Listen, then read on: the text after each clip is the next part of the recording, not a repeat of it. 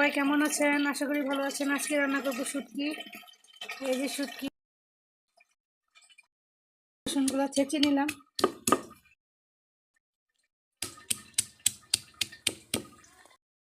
নিচেন আদা, এখানে আদা না, পেঁয়াজ, কাঁচামরিচ এবং রসুনগুলো ছেঁচে নিলাম। ছেঁচে নিলে কিন্তু শুটকির তরকারিটা খুব মজাদার হয়। তো আরও আশা করি আরও দেখতে পারবেন রান্না কীভাবে হচ্ছে। তা আমি ছেঁচতে থাকি, আপনারা দেখতে থাকুন। দিয়ে আজকে শুটকি তরকারি রান্না করব। বেগুন, তারপরে এখানে নিয়েছি পুঁই শাক, পেঁয়াজ পাতা, আলু, সবগুলো কিন্তু একদম চিকন চিকন করে কাটা। তো চলুন আমরা রান্না করতে চলে যাই। আমরা রান্না করি আজকে আমার সবচেয়ে প্রিয় চুলায় রান্না বসালাম। মাটির চুলায় রান্না কিন্তু এমনিতে কিন্তু খুবই মজাদার হয়, আরও যদি হয় শুটকি রান্না আরও ভালো লাগবে। এই যে তেলগুলো গরম হয়ে গেল, এই দিয়ে দিলাম। চুলার আঁচটা কেমন দাও দাও করে জ্বলছে, সুন্দর নাড়াচাড়া করলে ভেজে নিলাম। আজকে কিন্তু ফুল ভিডিও দেবো, সবাই অবশ্যই দেখবেন। দিয়ে দিলাম, অনেক কিছু দিলাম। দেখেন, একটু হলুদ দিলাম, মরিচ দিলাম, ধনিয়া দিলাম। তো আমার ভিডিওগুলো অনেক প্রবাসী বাইরে দেখেন, যারা রান্না করতে পারেন না তারা অবশ্যই এটাকে শেয়ার করবেন আর দেখে নেবেন।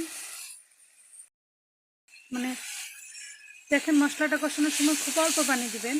বেশি পানি দিলে কিন্তু এই মশলাটা কিন্তু স্বাদ রং নষ্ট হয়ে যায়। এই দেখেন, ধীরে ধীরে দিচ্ছি। আজকে কিন্তু শর্ট ভিডিও দেবো না, ফুল ভিডিও দেবেন। এই যে দেখেন, মশলা কষানো হয়েছে কিনা কিভাবে বুঝবেন? যখন দেখবেন মশলা কষানোর মধ্যে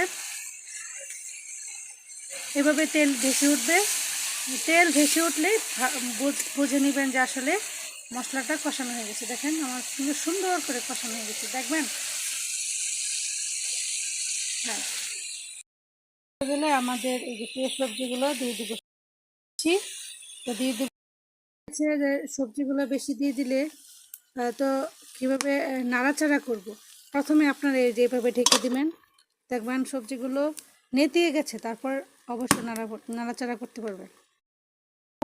একটা কথা, যেটা আসলে রান্না সবচেয়ে মজাদার হয় পরিষ্কার পরিচ্ছন্নতার উপরে। আপনারা সবজিটা ভালো করে ধোবেন, পাতিল যেটাই রান্না করবেন, মশলা যেটা দিয়ে রান্না করবেন, এবং তেল আর যাবতীয় অর্থাৎ যত রান্নার ইনগ্রেডিয়েন্টসগুলো রয়েছে সব যদি পরিষ্কার পরিচ্ছন্নভাবে রান্না করেন তবে অবশ্যই সেটা অনেক সুস্বাদু হবে। দেখেন, আমরা উঠিয়ে দেখি, এই যে দেখেন নেতিয়ে গেছে।